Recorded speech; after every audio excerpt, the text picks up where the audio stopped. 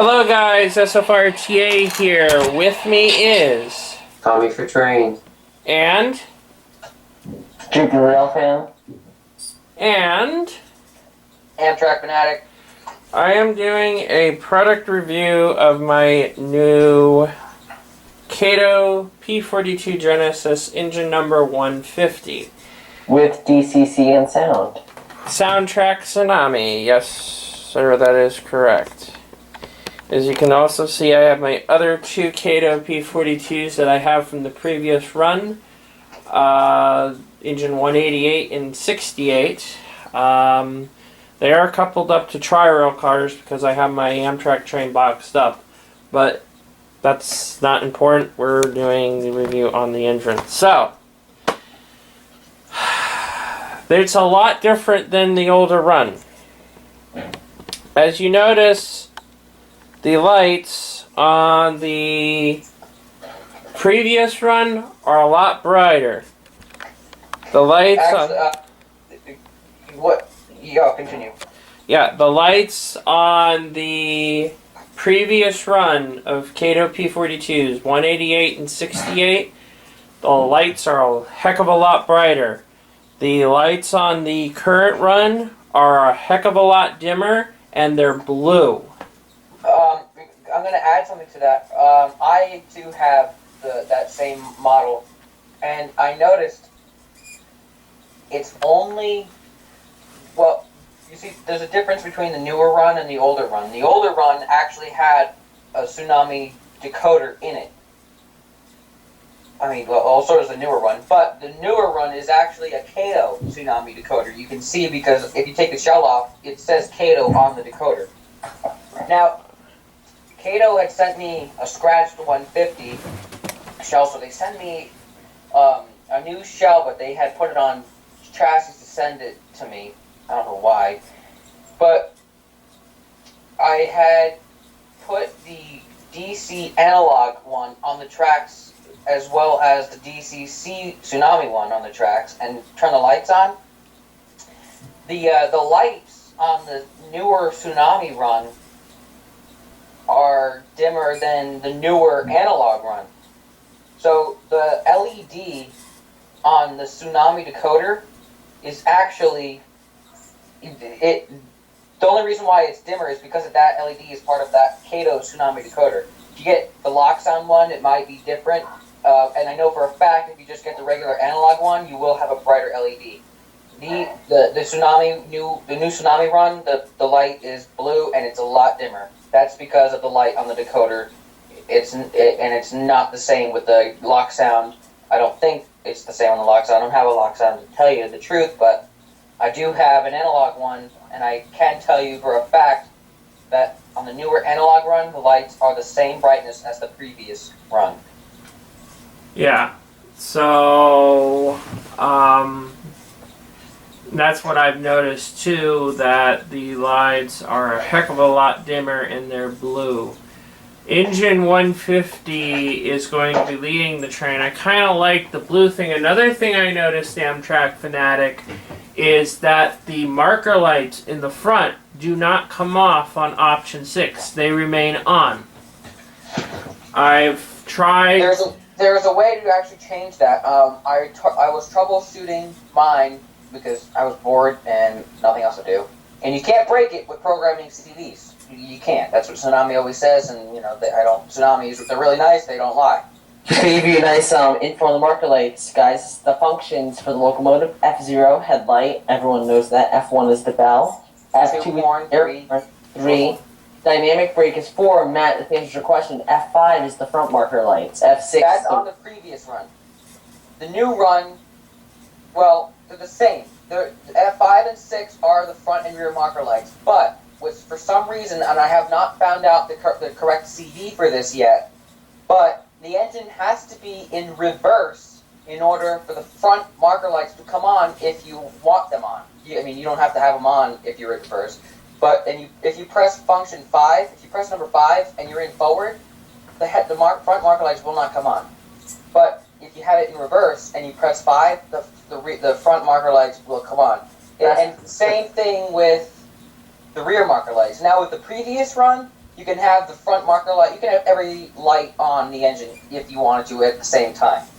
I could be running my train with lead engine 161, previous tsunami run, with their first one actually, and I can have the front marker lights on as well as all the headlights and whatnot. So it's a CV that you have to change, I think. I don't know, I hope it's not the way it's wired up, but I'm pretty sure you can change that in CVs. Also, guys, here's something that this is new. Also, the train can navigate 14 in 3/5 of an inch radius curves. That's right. This thing can go where places that were previously reserved for end scale. Yep, that's because they have removable ladders on the front and rear. Okay, with my engine 150, the thing I have is the marker light in the front actually is on both ways, and there's no way to turn it off. That's the issue I'm having with my engine. Real quick, one other thing, and I don't know, it depends on how you look at this. This may make up for the blue dim headlight problem.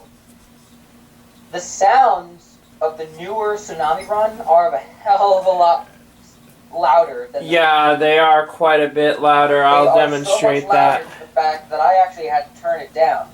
And with my previous runs, I had them turned up all the way, and you could still. I remember I was running my seat at the Echoes Model Railroad Club and the Palm Beach Model Railroad Club last time I was down in Florida, and you could barely hear the horn. You could barely hear the engine sounds. And SFRTA, I know you'll agree with me because you couldn't even hear his either. Yeah, you couldn't really hear it. Now with the newer runs, the sounds are a lot louder. So they fixed that. Like I said, it depends on how you look at it. If you think that the sounds being a lot louder makes up for the headlight problem, fine. I'd rather my headlights nice golden white LEDs, really nice bright warm white, on all the time, really bright, and loud sound. But you can't get what you want because Kato always has to mess something up. Just like the fact that they don't have mirrors or windshield wipers. Yeah. So, just like with the previous run, I think Amtrak Fanatic is correct about this. But the previous one, they got the headlight right, but the sound was off. But now this time they did the sound perfectly, but now the headlight is no good. Same amount of detail as before as the previous run. You got your antennas, horn, GPS dome, exhaust, and the back fan. You got your ladders, of course, which is standard with any P42. You got lower body detail, however, no... Oh, sorry, my camera went out of focus there. No mirrors. No mirrors on it. And if you're really detail picky, like I can be sometimes, but with the P42s, they're so close to the body, you can't tell. The grab irons are indeed molded on. I have a Kato baggage car, the new Amtrak baggage car. The grab irons are all molded on. You can definitely tell on the baggage car, a little bit thick, but the baggage car is a whole different story. The P42, the grab irons are molded on, but like I said, it's not a real big problem with the P42 because the grab irons are so close, tucked into the body, you can't even tell. But they are molded on, and yeah. Yeah, these are definitely molded on.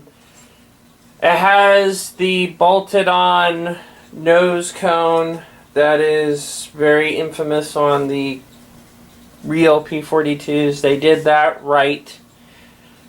So yeah, they got the bolted-on nose, and for the most part, it is okay. But if you're looking for detail, if you're really looking detail-wise and you're detail picky, if that really bothers you, then I would not get Kato. I would get Athearn. In fact, Athearn is going to be doing a run through Amtrak of engine number 42, the Veterans Unit. I don't know if you guys were aware of this, but the Veterans Unit is coming out in HO scale under Athearn. It is much... Athearn The engines are a lot slower and they're weaker than Kato, but the Athearns are a lot more detailed. They're a lot more detailed. What actually really came to mind to me, actually last night, I can't believe it didn't come to me sooner. Pretty stupid. I was running my train. I don't remember what train it was. Obviously Amtrak, but that's not important. I was running my train and I decided to, since the headlights on the new Kato run, they're just unbelievably blue and they're so dim. They're just not realistic and pretty hard to look at. So what I did was I actually put a P42, it was numbered 150. I put it as the trailing unit, and I actually had an Athearn P42 as a lead unit.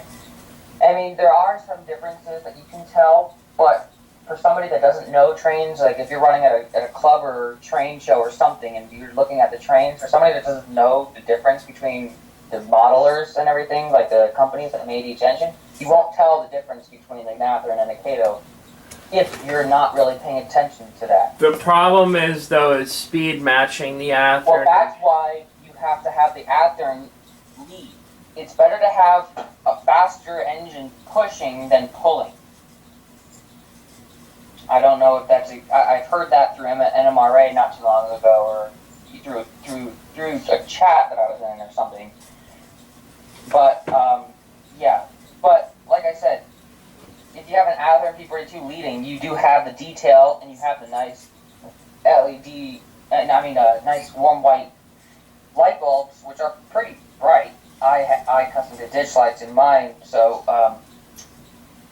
yeah, but it actually happened to be a newer Athearn release that actually came with ditch lights. So, I had a detailed Athearn P42 and a nice loud sounding Kato P42 with the lack of detail parts, but detail altogether.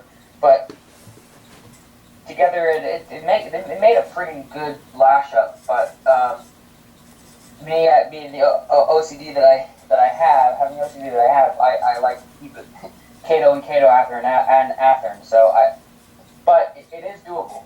And so don't be afraid to try it if you want to try it. But definitely, if you have sharp turns and you having the Kato push an Athearn, don't do it because you will derail the Athearn. Yes. And I would say this, what I might do is I might have 188 leading instead of 150 as I currently have it. I don't know if you can see YouTube, but there's actually engineers. I'll actually pick up the locomotive and show you. Hello guys, SFRXG here. Thank you for watching the product review video that I'm doing with Tommy4trains and all the awesome people at Team Amtrak.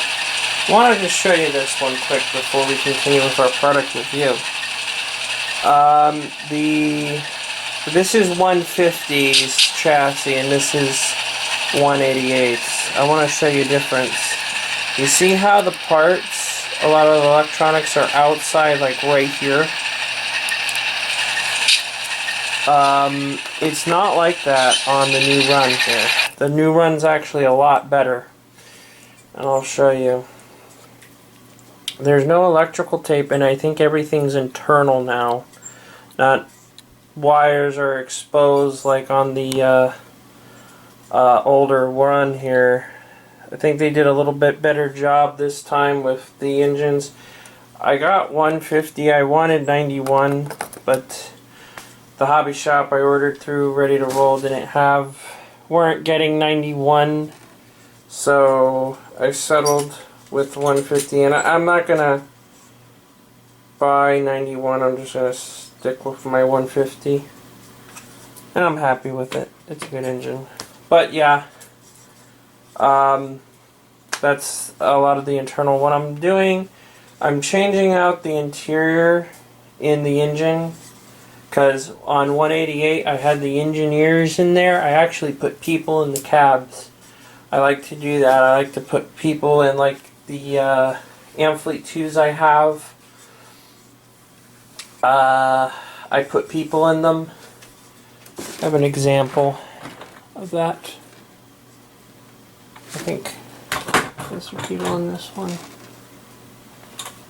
No. Sad face. I don't know if I have an example around here.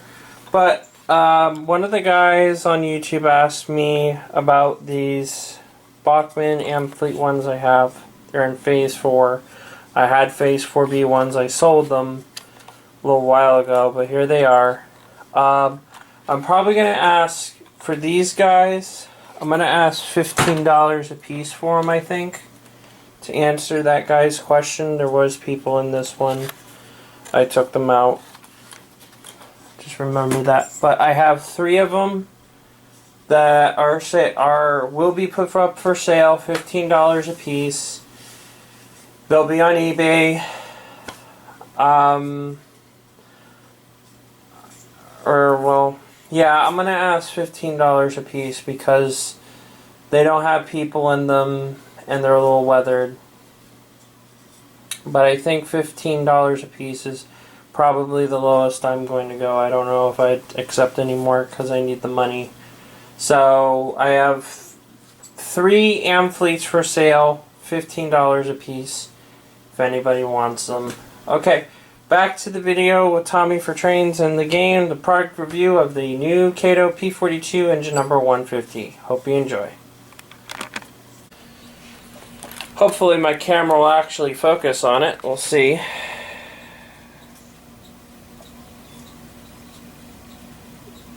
Okay, yeah, it did. There's actually people in there. I custom did that myself. Now, I could take the part that I put in the 150 and put it back in the 188, which is an option, which I might do, and just have 150 trailing. I'm not going to consist 150. I just have it programmed on 188, so both of the engines will have their horns sounding, but you won't be able to really hear the 188. You'll be hearing 150 really. So 150 will be trailing and 188 will probably lead. And you'll hear the horn from 150, but you know, people at a train show, they're not going to know from a distance what engine is sounding the horn, so it's not going to even matter. So I'm probably just going to have the 188 lead the train during the South Florida Fair or any other model train show that I participate in. So as you can see here, I have a total of 3 Katos now, and I'm very proud of them. They will definitely be of use during the fair. What I am going to say this, Kato, please listen to this. If you really want to have these engines sell fast, you have an awesome model here. Make it even better by putting windshield wipers and mirrors on there. Yeah, I also Add those, you'll have a perfect model of the P42. Yeah, Right now, it's just, I'm not going to lie, it's just a larger version of the N-scale one, which I found out today does not have number boards on the front. It's just a big black hole. Yeah. So I guess N-scale has their share, and we have our share of Kato's lack of detail. Yeah. So, yeah, I also forgot to mention there are no windshield wipers on this engine either. It's mirrorless and windshield wiperless. You don't have any of that detail. The underbody detail is decent. The truck body is decent. Everything else is pretty good, I would actually say. It's just it's missing windshield wipers and mirrors, and everything is molded on, which is not that big of a deal, it being molded on in reality. I would say this, that Kato did better than Athearn. The ladders don't break off as easily as they do on the Athearns. The Athearns, as you guys know who own Athearn P42s, those ladders are a pain in the butt to deal with because they will break off if you do the slightest thing wrong. And they are very hard to fix. They are very hard to fix. So Kato did a good job on that. The ladders don't break as easily. They're designed a lot better. The engines are very pricey though. Ready to Roll, I got my engine for like $300. That's because of the decoder, but it's worth the price because you get, it's obviously it's a sound decodered engine, so I don't have to get a decoder in it, obviously, because it's already pre-installed. So that's why it's so expensive, because it is a sound decodered engine. But that is the only way I will have my engines. They have to have sound decoders in them. So I spend a lot of money on my stuff. So, but I love my P42s, and I love all my engines that I have, and they're, it's awesome.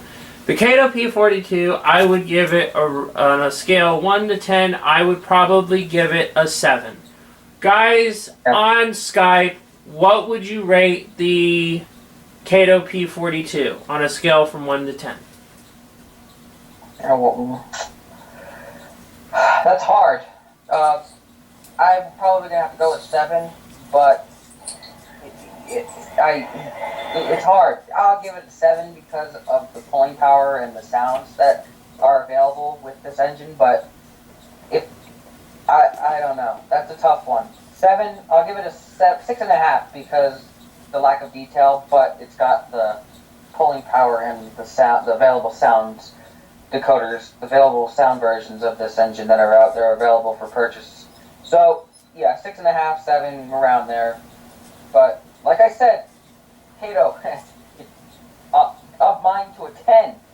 Yeah, 10 if you put windshield wipers and mirrors on there. Trust me, it will work. I actually, not too long ago, finished putting, warning label. I just, custom made some decals and put warning labels on my P42s, and they're small, but you can definitely tell that they're there. I got an airbrush for Christmas, so I've been weathering the grills on my P42s, and weathering the grills actually makes the detail on Kato P42s pop. So there is a little bit more detail than you may think with these, but there is very limited detail. But like I said, weathering the grills, putting little warning labels on there, sounds, you do have a pretty nice engine. One other thing I did, I painted the steps of the ladders white, like the prototype. So if you look at P42 now, they're probably all dirty and everything, because if you don't know, Amtrak doesn't overhaul, repaint P42s anymore. Only exception is the P-8s. So, but anyway, yeah, so I'll give it a 6.5, 7. Okay, Jupiter Railfan, what would you rate the Kato P42 from a scale of 1 through 10? 5. Fair enough. Tommy4trains, on a scale of 1 through 10, what would you rate the Kato P42? Like 6. A 6. I gave it a 7, because me being the generous person I am, I will give Kato P42 a 7. Differing numbers, obviously, but I respect all these guys' opinions because I've known these guys for years.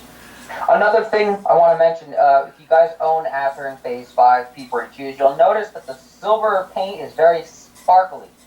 One thing Kato did manage to do is to not do that sparkly finish or whatever you want to call it. It's a shiny, reflective gray paint or silver paint, but it's not sparkly. It's actually pretty realistic and prototypical. Perfect for weathering. Now, there are a couple videos, one that I'm thinking of right now by Amtrak 458, or I think that's your name, but shout out to you because you did an awesome job weathering your Kato P42, if you're watching this. He did do an awesome job on weathering that. So, and like I said, the silver paint not being so sparkly does make this engine a very nice engine to weather if you are good at weathering. I do weather the grills, but I'm talking about, dirt and grime and real heavy-duty weathering. I mean, enough for a passenger locomotive, that is, not a freight locomotive, but you know what I mean. But I mean, these P42s in real life do take abuse. I've seen engines where the logo was completely, Yes, they do. That is no lie. Yeah, the logo was completely, you couldn't really see the logo, and there's dirt and stuff, but they don't get anywhere close to the abuse that a freight engine would get, because freight engines, they don't even wash them at all. But it is true, Amtrak puts the most mileage on their rolling stock locomotives than any other railroad in the United States. But they take good care of their engines also. That is absolutely true. Because they clean them, they wash them, because I know in Miami Amtrak station, the Miami division of Amtrak, as soon as the trains come in the previous night, they take them into the engine shop, they clean them down, they wash them down, they get them ready to go. They go right to work on these trains. As soon as 91 and 97 get into the station, they go right to work on the train to get them ready for the next day's 98 and 92. So they don't play around. They take the trains and they get the engines and everything cleaned up and ready to go for the following service. So there you go. There you have it. The Kato Phase 5 P42 engine number 150. Engine numbers that come in this run are 150 and 91. I wanted 91, but for some reason my hobby shop that I ordered through was not getting 91. So sad. Well, I shouldn't say sadly. I like 150, but I would have preferred 91. But I'm happy with this engine. I'm gonna stick with it.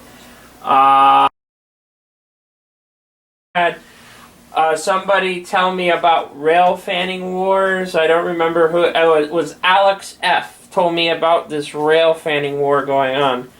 God forbid, if there's a war going on in the rail fanning community, that has got to stop. I just want to say that right now. Guys, we are a community here.